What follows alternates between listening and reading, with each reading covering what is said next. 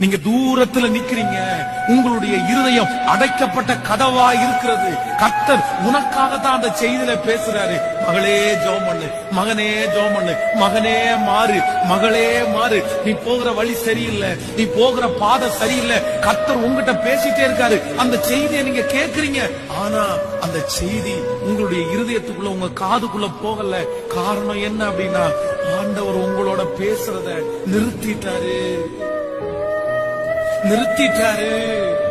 ஆண்டவரே, நீங்க பேசாம இருந்தா நான் செத்துருவேன். ஆண்டவரே, என் கூட பேசுங்க. ஆண்டவரே, என் கூட பேசுங்க. ஆண்டவரே, அதான் யோபு தன்னுடைய வாழ்க்கையில சொல்லும் போது ரொம்ப அழகாய் சொல்கிறான். நான் முன்பாக போனாலும் அவர் இல்லை, நான் பின்பாக கிரியை செய்தும் அவரை காணேன்.